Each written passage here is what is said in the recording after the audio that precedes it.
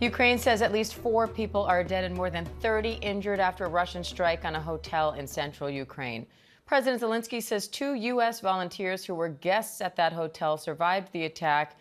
Now Zelensky's urging no pause in pressure on Russia. It comes just a day after President Trump paused all U.S. military aid and intelligence sharing with Ukraine. ABC News national security and defense analyst Mick Mulroy is here for more on that. So, Mick, what's the latest on these most recent strikes?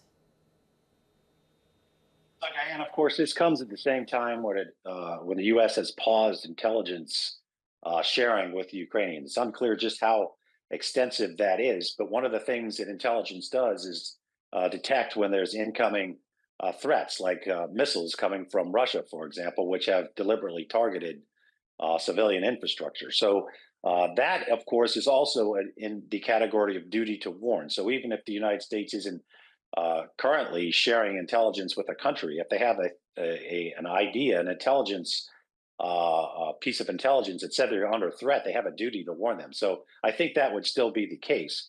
But this could have a significant effect on the overall ability of Ukraine to defend itself. And that might also, of course, have led to these strikes. It's unclear, but that certainly is something that the Ukrainians would like to see turned back on immediately. Mick, Politico reports that senior members of Trump's team held private talks with political opposition figures in Ukraine. What do you make of that? That indicates to me that this is, of course, not just about trying to push Ukraine to the negotiation table. I think they're ready to be there.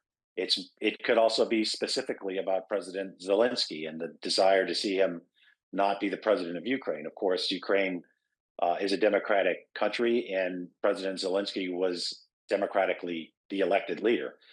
So not something the U.S. normally does at all, certainly not going straight to the opposition. But I think it's clear from everything coming out of Ukraine that the opposition right now is aligned behind President Zelenskyy because he is their wartime commander, even if they have political differences. So I don't know that that will make that big of a difference. But I think what the world hopes the U.S. starts focusing on is getting Russia to the negotiation table, because it's unclear whether they're even willing to start the negotiations, especially after the U.S. cut military support and intelligence support to the Ukrainians.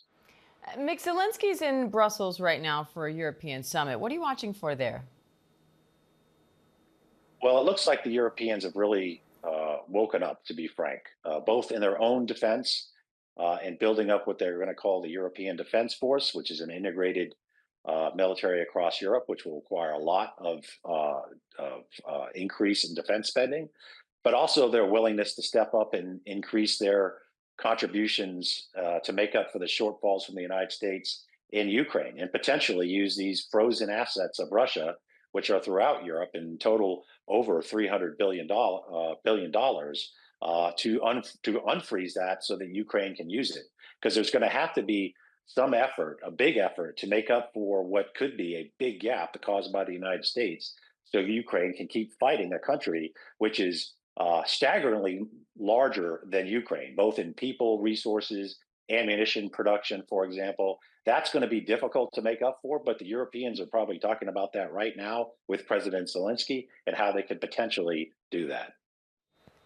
ABC News national security and defense analyst Mick Mulroy, thank you.